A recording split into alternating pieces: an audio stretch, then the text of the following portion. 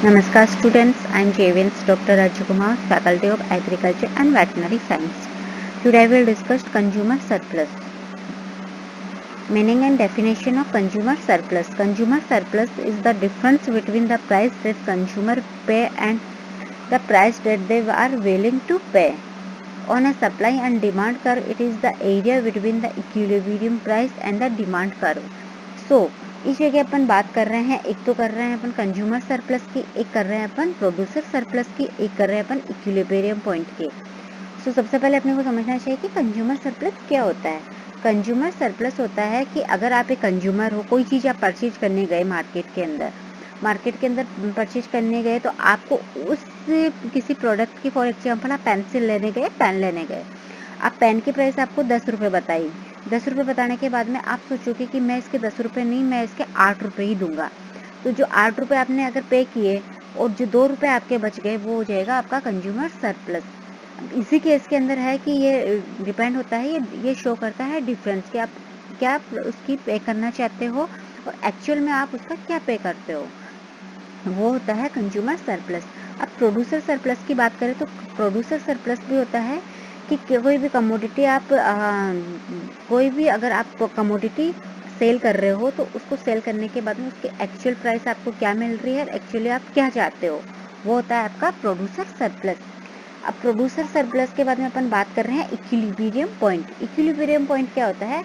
Equilibrium point जो होता है वो शो करता है डिमांड एंड सप्लाई कर्व को। इस केस के अंदर अपन देखें, जो सप्लाई कर्व है वो तो शो कर रहा है अपवर्ड स्लोपिंग को, और डिमांड कर्व है वो शो करता है डाउनवर्ड स्लोपिंग को।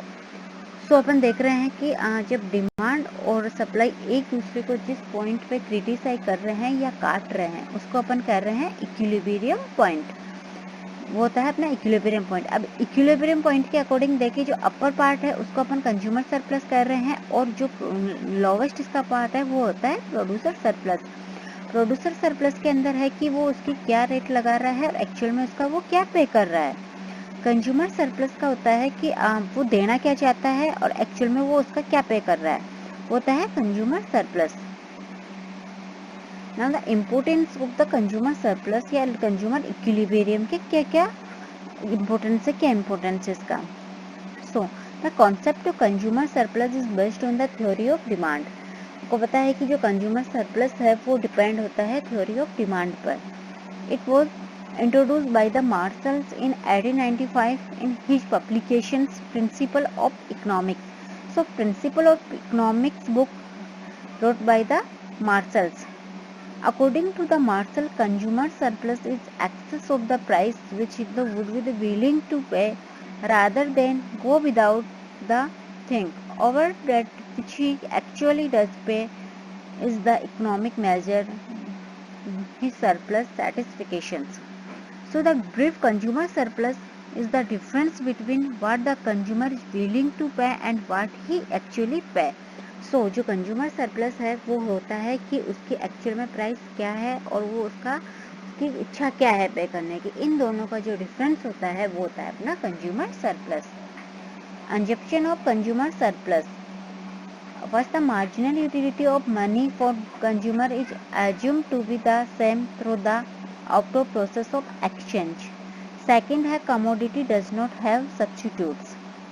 In the market at the given point of time there are no difference of the income, taste, preference and fashions among the consumers and each commodity is considered independent of the other.